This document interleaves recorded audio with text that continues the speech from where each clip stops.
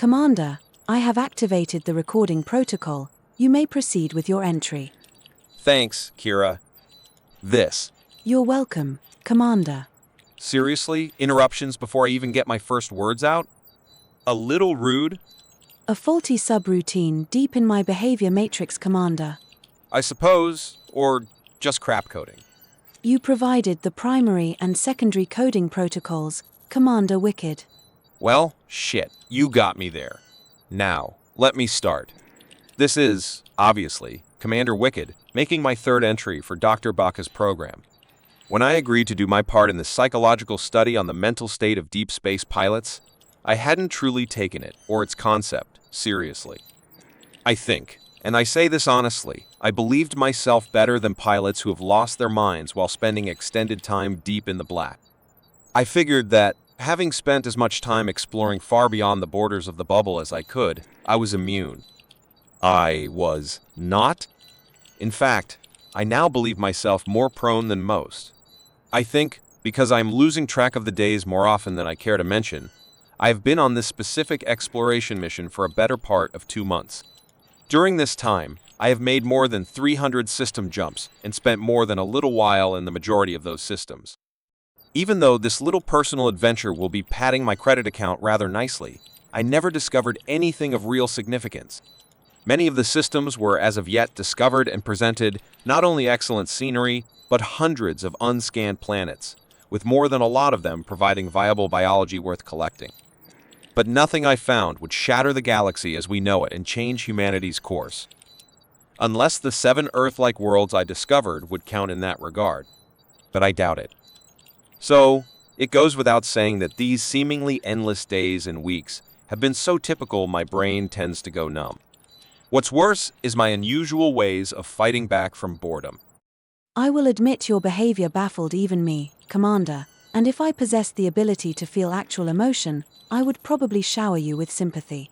Unless, of course, there is the urge to be embarrassed for you to override that core sentiment. Wait, embarrassed? Why? What did I do that would embarrass an AI? Does the game Spin the Bottle ring a bell? Oh, yeah. In your defense, Commander Wicked, it was an empty whiskey bottle that was full before you drank it all. Nevertheless, that drunken stupidity is kinda my point. My boredom drove me to drink. The drink put me just a touch past crazy, which prompted me to attempt to teach an AI how to play Spin the Bottle. An AI, mind you, that has no hands to spin a bottle or the lips to kiss. Anything, which is the point of the whole game. If the point of the game is the act of kissing, then, Commander, you most definitely won. What? Do you mean? You won 5 kisses in total after spinning the bottle. Once you kissed the gravity drive stabilizer unit, another was the earth cactus plant in your quarters. That must have hurt, judging by the swearing afterward. Twice you went off into the room you call the head, only coming out smiling once. The other time you spit out a chunk of sponge. And, dear God, do I ask, happened the 5th time? You made what humans call a move on my video sensor lens in the aft crew lounge. I have close-up still frames of your tongue. I licked the camera lens. That is correct. I still can't see well through the dried saliva you promised to clean away. That seems slightly horrifying. I'll clear that up when I'm finished here. Spin the bottle? What was I thinking? Not that I really want to know, but did I do anything else worthy of wearing the idiot's crown? You turned off the ship's gravity, opened a jar of peanuts, and proceeded to fly around the ship, dodging the little things as if they were bullets. You even cried out in mock pain when one bounced off your forehead. Lucky for you, though, I turned the gravity unit back on after you attempted to crash through the cockpit viewport, wearing only a helmet, because you said you had to save a handful of nuts you spaced by stuffing them into the toilet tube, then purged the pipes. And there it is. Proof my mental state isn't as safe out here alone as I thought.